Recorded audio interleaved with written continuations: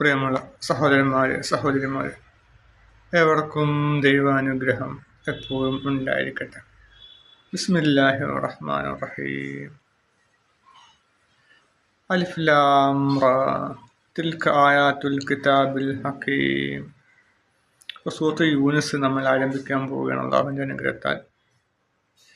ഈ സൂക്തം നല്ല രീതിയിൽ വിശദീകരിക്കാൻ അല്ലാഹു നമുക്ക് തൗഫീഖ് നൽകുമാറാകട്ടെ.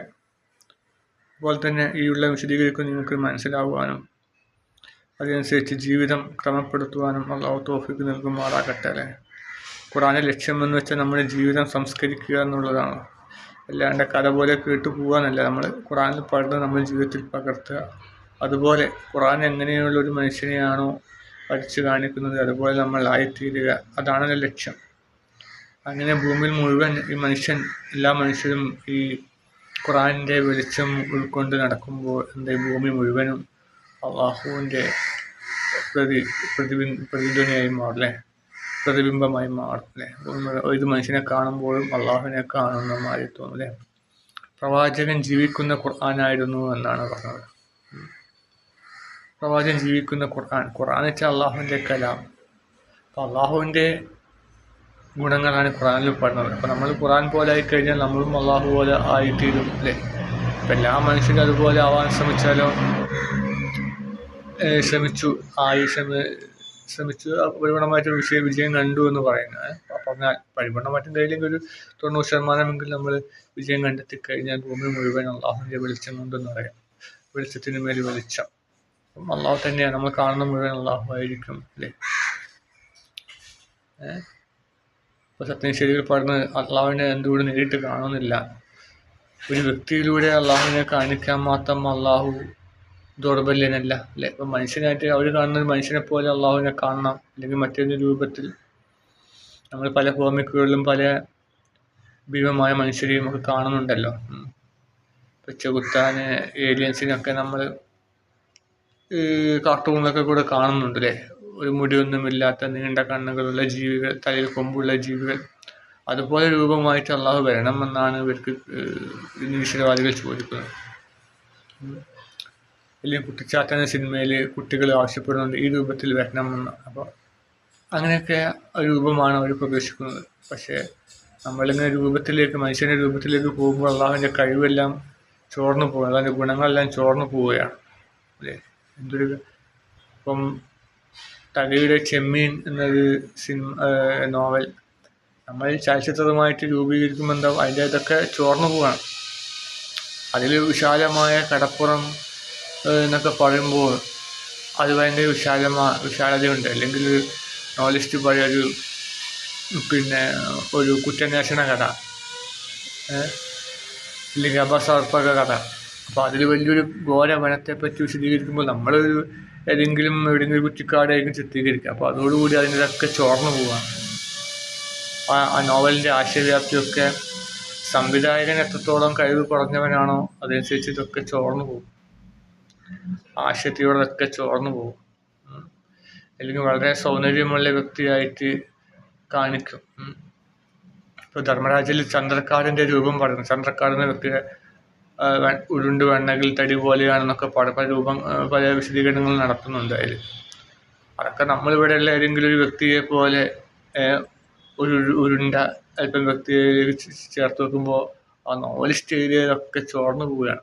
അപ്പം അതുപോലെ നമ്മൾ അള്ളാഹു ഏതെങ്കിലും രൂപത്തിലേക്ക് ഇങ്ങോട്ട് ഭൂമിയിൽ പറഞ്ഞു വെക്കുമ്പോൾ ആ ഖുർആനാകുന്ന വലിയ ഗ്രന്ഥത്തിൻ്റെ ഒക്കെ ആ ശക്തിയൊക്കെ ചോർന്നു പോകും. പിന്നെ ഈ വ്യക്തിയാണ് അള്ളാഹു എന്നതിലേക്ക് വരും. അപ്പം അള്ളാഹു ശക്തിയല്ലാതെ ചോർന്നു പോകും. അതുകൊണ്ടാണ് അള്ളാഹു ഒരിക്കലും ഒരു രൂപത്തിൽ കണ്ടതായിട്ട് ഒരു പ്രവാചകനും അവകാശപ്പെടാത്തത്. എന്നെ കണ്ടിട്ടുമില്ല, പ്രവാചകൻ പോലും കണ്ടിട്ടുമില്ല.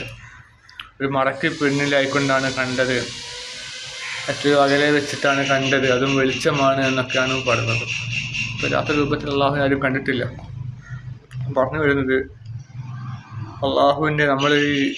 അള്ളാഹുവിൻ്റെ ഗ്രന്ഥം പഠിച്ച് പാരായണം ചെയ്ത് അത് ജീവിതത്തിൽ പകർത്തുമ്പോൾ നമ്മളിലൊക്കെ അള്ളാഹുവിൻ്റെ വെളിച്ചം ശ്രദ്ധിക്കും അല്ലേ.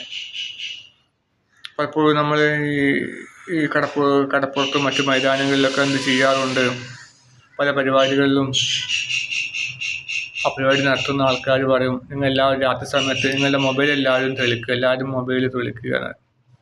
മൊബൈലിൻ്റെ വെളിച്ചം എന്ന് വെച്ചാൽ എത്രയാണ്? വളരെ ചെറിയ വെട്ടമാണ്. രാത്രിയിൽ നടന്നു പോകുമ്പോൾ നമുക്ക് മുമ്പിലുള്ള തൊട്ട മുമ്പിലുള്ള ഏതാണ്ട് 1 മീറ്റർ അകലെയുള്ള വസ്തുക്കൾ മാത്രമേ കാണാൻ കഴിയുള്ളൂ. അതിൻ്റെ ഇടയിൽ നമ്മൾ ഒരു രൂപ നാണയം കളഞ്ഞു പോയാൽ മറ്റു ചെറിയ വസ്തുക്കൾ കളഞ്ഞു പോയി ഇതൊന്നും നമുക്ക് മൊബൈലിൻ്റെ വെളിച്ചത്തിൽ കിട്ടില്ല. വളരെ നിസ്സാരമായ വെളിച്ചമാണ് മൊബൈലിൻ്റെ വെളിച്ചം. പക്ഷെ അതെല്ലാവരും ലക്ഷക്കണക്കിന് പേര് തെളിക്കുമ്പോൾ വലിയൊരു വെളിച്ചം, നല്ലൊരു ആനന്ദകരമായ വെളിച്ചമായിട്ട് മാറും അല്ലേ? അതുപോലെ തന്നെ നമ്മളൊക്കെ അള്ളാഹുവിൻ്റെ ജീവിക്കുന്ന പതിപ്പുകളായി മാറിക്കഴിഞ്ഞാൽ പ്രപഞ്ചമാകെ വെളിച്ചം കൊണ്ട് നിറയും. അപ്പം അതുകൊണ്ട് ഇവിടെ സസ്യലതാദികളുമൊക്കെ സന്തോഷിക്കും. അവരൊക്കെ അള്ളാഹുവിൻ്റെ നാമം ഉയർത്തപ്പെടാൻ വേണ്ടി ഭൂമിയിൽ അള്ളാഹു സൃഷ്ടിച്ചതാണ്. അപ്പോൾ അവർക്കൊക്കെ ആഗ്രഹമുണ്ട് അള്ളാഹുവിൻ്റെ നാമം ഇവിടെ വാഴ്ത്തപ്പെടണം, അള്ളാഹുവിടെ ഉയർന്നു നിൽക്കണം ആഗ്രഹം. പക്ഷെ അവർക്ക് അവരുടെ കഴിവ് പരിമിതമാണ്. ആ മണ്ണിൻ്റെ വളവും വലിച്ചെടുത്ത് അത് മനുഷ്യർക്ക് വേണ്ട വിഭവങ്ങൾ നൽകുക എന്നൊക്കെ ധർമ്മം മാത്രമേ ചെയ്യാൻ കഴിയുള്ളൂ. അക്രമികളെ അടിച്ചൊതുക്കാനോ നന്മ ചെയ്യുന്നവരെ സഹായിക്കാനൊന്നും അവർക്ക് കഴിയില്ല. അവരിങ്ങനെ ഭക്ഷണം പുറപ്പെടുവിക്കും. ഓരോ വർഷങ്ങളിലും ഇപ്പം മാവാണെങ്കിൽ ഓരോ വർഷങ്ങളിലും അതിൻ്റെ കായ്കനികൾ പുറപ്പെടുവിക്കും. അത്രയും കഴിയുള്ളൂ. പക്ഷെ അവരുടെ മൈൻഡ് ഇതൊക്കെ ഉണ്ടാവും, മനസ്സും ഇതൊക്കെ ഉണ്ടാവും. അപ്പോൾ അവർ ഭൂമിയിലൊക്കെ അള്ളാഹുവിൻ്റെ വെളിച്ചം എന്ന് പറയുമ്പോൾ അവരുമൊക്കെ സന്തോഷിക്കും, മറ്റു ജീവജാലങ്ങളുമൊക്കെ സന്തോഷിക്കും. ഇപ്പോൾ നമ്മുടെ നാട്ടിൽ പേപ്പട്ടികളും ഒക്കെ മനുഷ്യരെ കടിച്ച് കീറി കൊല്ലുന്നത് എന്തുകൊണ്ടാണ്? അള്ളാഹു പറഞ്ഞ മാതിരി ജനങ്ങൾ നടക്കുന്നില്ല. അപ്പം അവരവരുടേതായ രീതിയിൽ അവരുടെ ഉദ്ദേശം കാണിക്കുകയാണ്.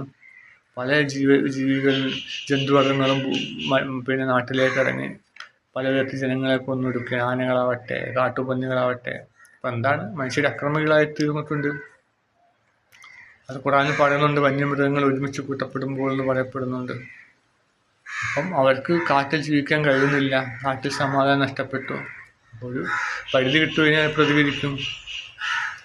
മനസ്സിലായി? പൂച്ചയെ നമ്മൾ മുറിയിൽ വാതിലൊക്കെ അടച്ച് പൂട്ടി അടിച്ചു കഴിഞ്ഞാൽ എന്താ സംഭവിക്കുക?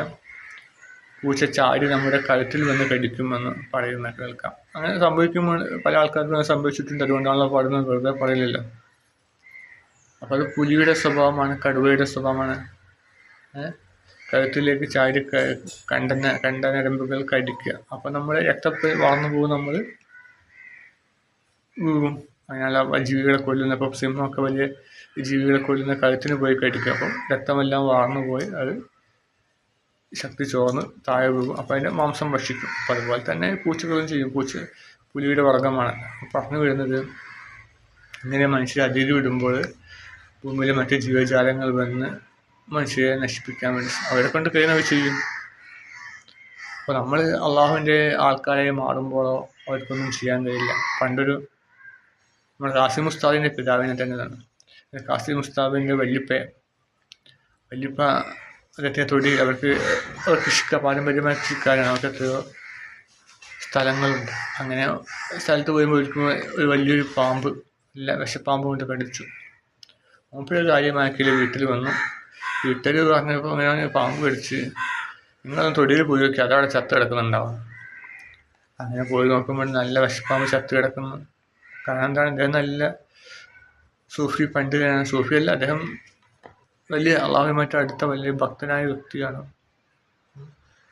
അള്ളാഹുവിന് വേണ്ടി കൃത്യമായ ആരാധന നിർവഹിക്കും, ജോലിക്ക് പോകും, കൃഷിപ്പണി ചെയ്യും.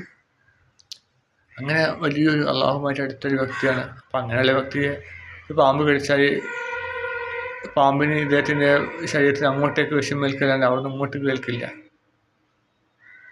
അള്ളാഹുവിന് ഇഷ്ടദാസന്മാരൊന്നും ചെയ്യാൻ കഴിയില്ല, ഭൂമിയിലൊക്കെ ഒന്നും ചെയ്യാൻ കഴിയില്ല. അതുകൊണ്ടാണ് പിന്നെ നമ്മുടെ നേതാക്കന്മാരും അത് സുന്നി പണ്ഡിതന്മാരും എന്തെങ്കിലും കാര്യം പറയുമ്പോൾ ഗവൺമെൻറ് വേഗം അംഗീകരിച്ച് കൊടുക്കുന്നത്. അപ്പോൾ ആൺകുട്ടികളും പെൺകുട്ടികളും ഒരേ ബെഞ്ചിലിരിക്കണം എന്നുള്ള പ്രശ്നം വന്നപ്പോൾ അതിനെതിരെ പ്രതികരിച്ചത് സുന്നി പണ്ഡിതന്മാരാണ്. മുജാഹിദും ജമാഅത്ത് ഇസ്ലാമിക്കാരും അങ്ങനെ പ്രതികരിച്ചിട്ടില്ല. അപ്പോൾ അതുകൊണ്ട് തന്നെ വേഗം ഈ തങ്ങൾ കുടുംബമൊക്കെ എന്തെങ്കിലും പറഞ്ഞാൽ വേഗം സർക്കാർ സാധിപ്പിച്ചു കൊടുക്കും.